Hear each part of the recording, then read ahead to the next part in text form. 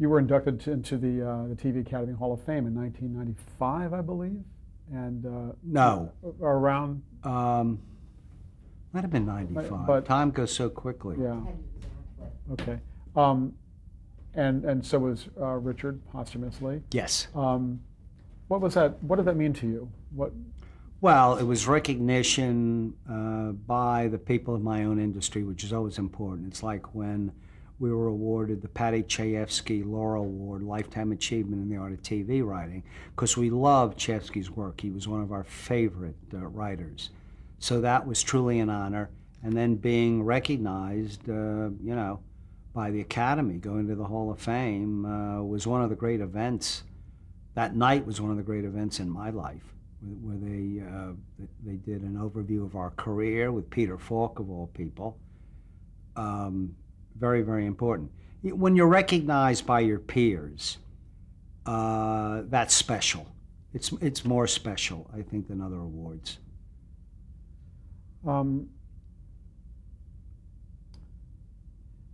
Stephen Bochco was assigned to you at Universal, right? What was your relationship? No, he wasn't assigned. We had the power then, where we said, "Hey, we need a story editor. We got to do 6 shows in 5.5 months. We need somebody good." And Dick Irving, who's in the Black Tower, was a director producer.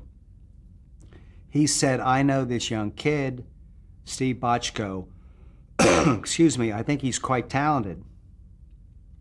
Why don't you interview him?" Which we did, and we liked him. Bochco is a very funny guy. I mean, he's charming. He's got a very quick wit, and who can't like Steve Bochco? We didn't know that he didn't know much about mysteries. In a way, we had to teach him, but it was a very quick study, and he wrote some good scripts. So we were very happy with Steve, but there was no way the Black Tower could assign us somebody. No. We would keep an open mind, we would interview people, and then we would make the decision. And they knew that we were tough characters. But since they got so much out of us and made so much money with us, they were smart. Leave them be. How would you like to be remembered?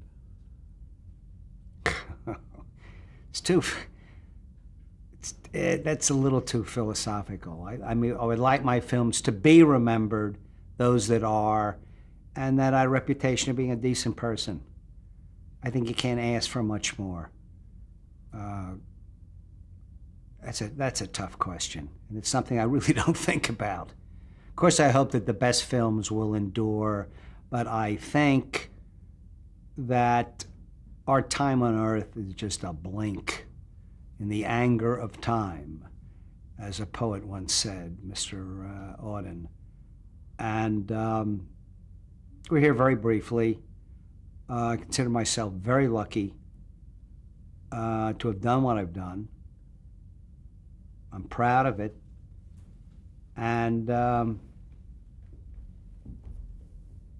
had a good run, and I'm still working. So I can't believe we have a new play, on Broadway. Looks pretty good. So I'm quite happy. If I drop dead tonight at that Italian dinner, I must say it's been a very good run. This is a question about your partner. What's your favorite Richard Levinson story? Oh, there's so many. One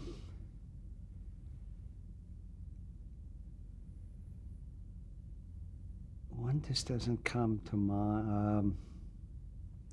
I'll tell you my favorite Dick Levinson story. He was dating in high school. Maybe it was the first year of college. And he had a date with a woman, I remember her name, Golda Mustavoy. And she wasn't like her name, she was quite beautiful. And Dick really wanted to make an impression with Golda. So he took her to an Italian restaurant, and he was eating spaghetti bolognese. Dick tells the story great. And he would keep wiping, you know, the sauce away from his lips because he wanted to be very debonair, you know.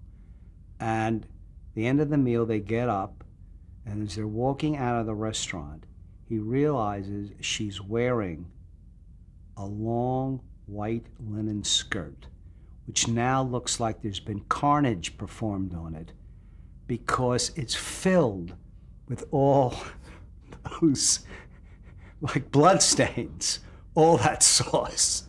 So, and he's praying she doesn't look down. And the rest of the date, he's doing everything to keep on eye level with Golda. I mean, there's so many more things in television. I mean, Army. Pardon? The Army. Dick in the Army. I wasn't with him, but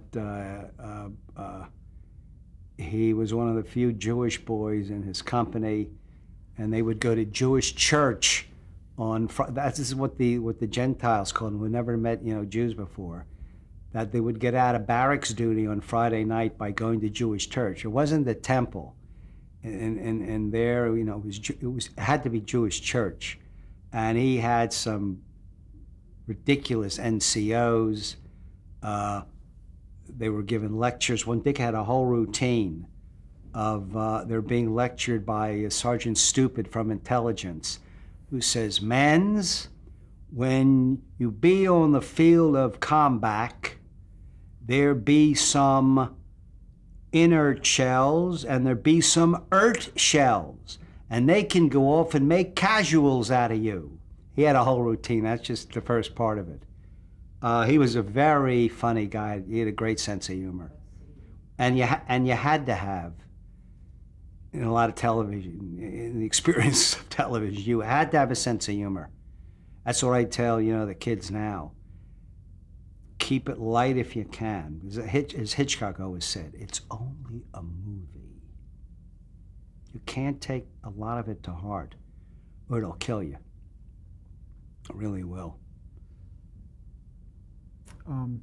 I've heard the comment about television, you know, it's only television. It's not brain surgery. But I think there are some very powerful stories that have been played out on television that in some ways are more important than brain surgery, in that brain surgery is a procedure and it fixes something. Powerful writing can change people's mind, or at least I think sway some them. individuals. Well, we touched on this earlier when I said, you know, Dick and I ever conned ourselves that we were changing, you know, people's philosophies. I mean, we did all these, you know, the black and white dramas, which meant nothing.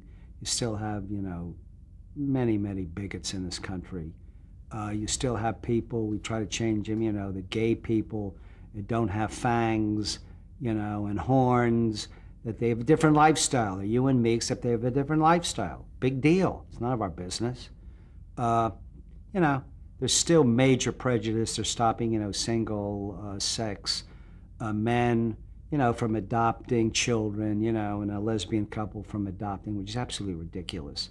And they hold up the fact that, oh, because a real marriage is a man and woman. Look at the divorce rate, 50% in men and women. So they're holding that up as a standard and using that against committed, decent gay men from adopting a child. They're human beings. They love children. They want their own children. I mean, what's so strange about that? But again, you can do shows like That Certain Summer. I don't think it puts a big dent in people's bigotry, in their prejudice. I hope I'm wrong. I just don't think so. Well, let me just pose this to you. Though you talked about sometimes it's like preaching to the choir, the people who already believe yes. that. Believe yes. that. Yes. We also, I think you also acknowledged that with That Certain Summer, that you learned that it really did affect some people personally. Yes. So what I'm saying is that like good literature, like other arts that have an effect, I guess I'm asking you that you know. I think it has an effect on some individuals. I don't think it has a wide effect. What do they say? Harriet Beecher Stowe's, you know, famous tract against slavery affected a nation. Maybe, but it took a Lincoln with armed forces to really change this really pernicious problem in our country. I just think we can't get too blown up with our own self-importance of what we write, saying, you know, we can change millions of people and their attitudes, you know, turn them around in their bigotry. I just don't. I think it's nice to flatter ourselves that way, but I personally don't believe we do it. I think most people look at entertainment as that, entertainment, and it really doesn't connect with their lives. Yes, they might cry at the end of My Sweet Charlie and then go out and deny a job to a black man the next day. Yeah, I think momentarily people see, the bad thing now is it used to be in the theater. People treat the theater as an after-dinner mint, you know, and that's why, you know, the tired businessman always wanted to see the chorus girls. Yet the theater did with some of our greatest playwrights, O'Neill, Tennessee Williams, you know, Albee, some wonderful, wonderful, retching things that told us a lot about the human condition and all its negative aspects, and yet raised above that because it was art. But I don't think even the theater, you know, people are locked into their lives and doing what they do, and I don't think, maybe in psychoanalysis some people are changed. Maybe I even doubt that. I don't, after a certain point, I don't think people, I don't think you can mold them and change them for the better. I think we're pretty much formed by the time we're 11 or 12 years old in our attitudes, the kind of people we are, whether we're decent or indecent. And that's what we have to deal with. Dick couldn't give up cigarettes. He knew they were killing him. He knew it. He told me many times, they're killing me. Could not give them up, and they killed him. We get locked into things, but I really think books, great books, terrific entertainment, the Godfather movies, you know, it's really still on the periphery of our lives. Americans, unfortunately, want to be entertained 24 hours a day because I think in their personal lives, a lot of them are unhappy. I think they're unhappy in their jobs, their marriages, etc. So it's a great release, entertainment, going to see an action picture with all the violence. It's a release. There'll always be art, or what passes for art in people's lives, be it feature motion pictures, I hope books, although kids don't read, and it's very, very scary what's going to happen with books. But I still think people always want stories. I don't know what form it's going to be.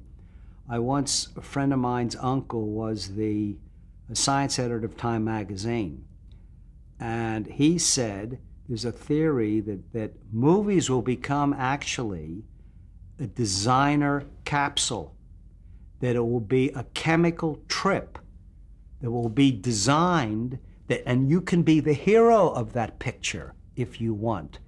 You can be the hero in your own porno film with all these beautiful women servicing you. He said some scientists think that's very possible 75 years from now, 100 years from now. That's a long time. Who knows where science is going to be on the cutting edge 100 years from now? What will art be? I don't think paintings will be in frames anymore. Who the hell knows what art is going to be? Will movies be a designer drug that you buy, you know, at a video store? We have no idea. As I said, we're just a blink in time, what we do. But you can't let that weigh down on you. You don't get up in the morning. You stay in bed. You got to get up and be ambitious and do what interests you. And that's another thing I tell writers, get other interests. Because in this business, eventually you don't retire from it, it retires you. I knew that years ago. So, but I'm a curious person. I always had a lot of hobbies. And Dick did not. Some, but a lot of things I've always been interested in, and I'm still pursuing them. And since I'm not in television or films anymore, I get a chance to really explore them. But it's very important because this business will eat you up alive. and masticate you and spit you out. And you've got to be clever about it, and you've got to, design your life so that it's not the all-important thing. Because, writers commit suicide. Now in this business, I have friends, 40 years old, and they're not getting work anymore. The phone is not ringing. And they've got kids to send through college. They've got mortgages to pay. That's the business. It's gotten worse than ever. But you must cultivate other things to be a sane, healthy-minded person. But all this is cliche, basically. Okay, thank you very much. Thank you. Thank you. It's been... Is it still running? It's still running. That's a long siege. But it's not too bad when you're talking about yourself for 3 hours. You're talking about a lot. It's good. We covered a lot of territory. Okay, I think we can cut. Cut. This is a shot of Link on the left, Levinson on the right. After we both were out of the Army, it's probably 1958, we had an apartment with a third roommate in New York City on 711 West End Avenue. And there we are writing a script on Dick's old typewriter. This is from that wonderful era when I had hair, and we are being awarded our first Emmys from Mr. Cosby for the teleplay for our film, which we also produced, My Sweet Charlie.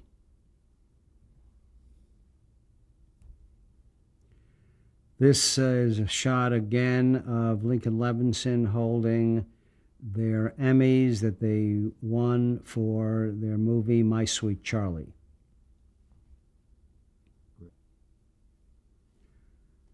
This is a dinner after all three of us, Mr. Falk in the center, all three of us having won Golden Globes for Columbo.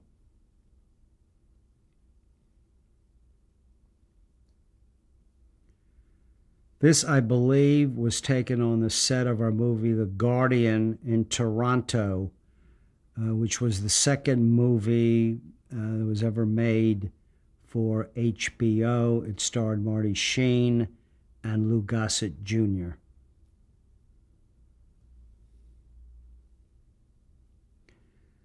This is a mixed media cartoon from my collection of cartoons, which I draw. I satirize the entertainment field, showbiz, movies and television. This cartoon is titled Writer's Strike. This is another cartoon from the collection. The title is self-explanatory. It is on the sign the little man is holding up, Maps to Writers' Homes.